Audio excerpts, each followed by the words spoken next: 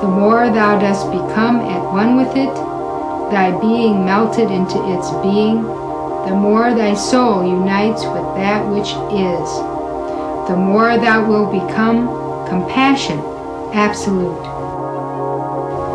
Now bend thy head and listen well, O Bodhisattva. Compassion speaks and saith, can there be bliss when all that lives must suffer? Shall thou be saved and hear the whole world cry? In other words, we have a choice as to whether our actions will be selfish or self-interested, or whether or not we will be concerned and caring and fair towards others. This really reflects the golden rule, which is a universal ethic that is found in every culture.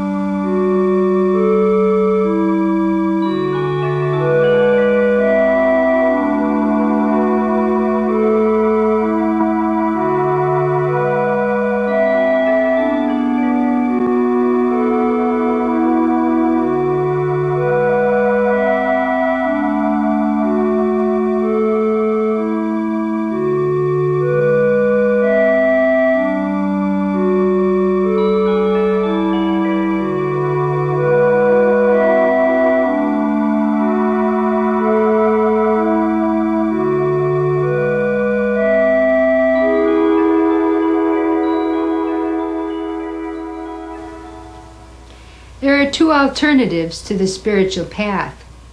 One that leads to one's own enlightenment, and the other that uses one's own enlightenment in order to help all of humanity to realize the essential goal. If the purpose of being human is to discover one's own divine nature, then there is a choice point when one reaches this state where one no longer has to incarnate for this cycle of evolution, but has earned, in a sense, nirvanic bliss or unification of the spark with the divine flame. But this enlightened individual can decide to renounce or put off the reward and stay to work in the world and help humanity as a whole to reach the goal. In The Voice of the Silence, Blavatsky describes these two paths. Thou hast the knowledge now concerning the two ways. Thy time will come for choice, O thou of eager soul, when thou hast reached the end and passed the 7 portals. Thy mind is clear. No more art thou entangled in delusive thoughts, for thou hast learned all. Unveiled stands truth and looks thee sternly in the face. She says, sweet are the fruits of rest and liberation for the sake of self, but sweeter still the fruits of long and bitter duty. Aye, renunciation for the sake of others, of suffering fellow men. He who becomes Pratyeka Buddha makes his obeisance but to his self. The Bodhisattva who has won the battle, who holds the prize within his palm, yet says in his divine compassion, for others' sake, this great reward I yield, accomplishes the greater renunciation. How does enlightenment take place? By living to benefit others, the personality or material self gradually becomes subservient to the individuality or spiritual self. It is the old paradox that by dying of the personality, we are reborn to the eternal life of the spiritual self. And this is accomplished through altruism. But what does it mean to be a theosophist? Blavatsky describes a theosophist as one who strives to discover the truth and is more willing to give to others than to oneself. There is a distinction between a member of the Theosophical Society and a theosophist. A member is one who is associated with the organization, but a theosophist is one who lives the life. Theosophist is who theosophy does, says HPB. A true theosophist, regardless of the label, lives altruistically and strives for the wisdom of life. A theosophist strives then towards self-realization in order to help others to spiritually grow, and thus is committed to a spiritual path of altruism. Let me conclude these comments on the ethics of theosophy by quoting H.P. Blavatsky.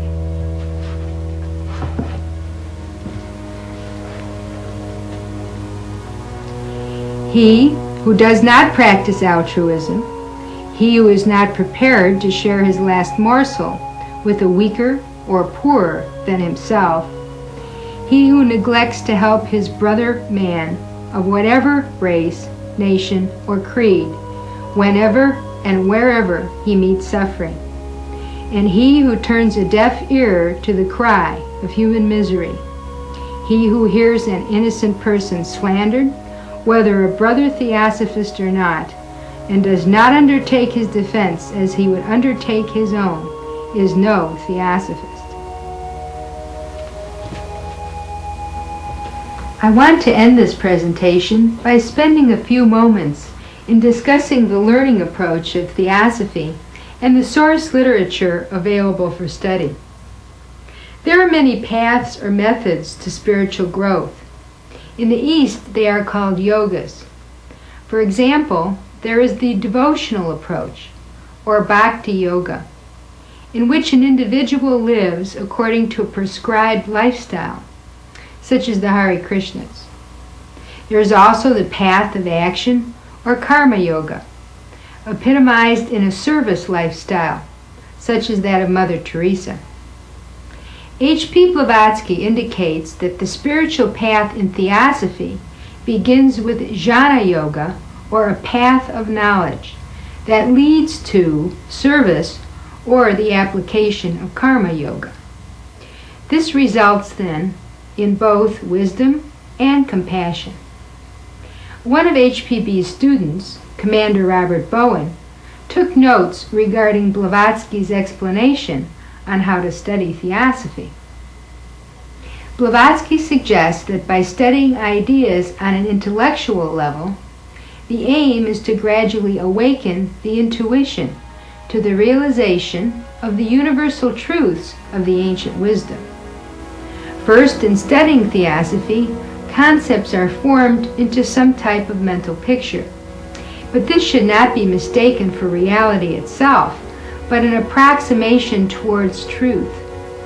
Eventually, a student outgrows a concept and struggles for a new one, sometimes not developing one at first. There's a temptation then to fall back on old concepts. But if a student persists, eventually a new concept, a better, clearer understanding, may develop. Finally, the student may reach the point where concepts are transcended altogether and the intuition awakens. Then the individual, according to Blavatsky, may dwell in the world of no form. Thus, we have a process of intellectual learning that hopefully results in intuitive understanding. But jnana yoga is incomplete if it does not lead to some type of application or integration in one's life.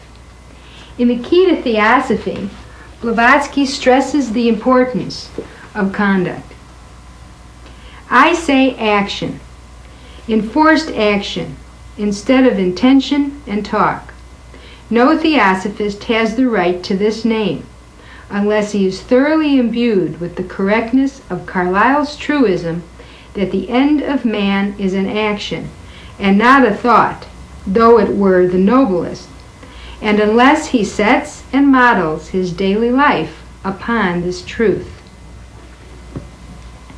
Thus, the spiritual path in theosophy combines knowledge and action, or learning and service, in order to reach enlightenment and help mankind achieve this goal.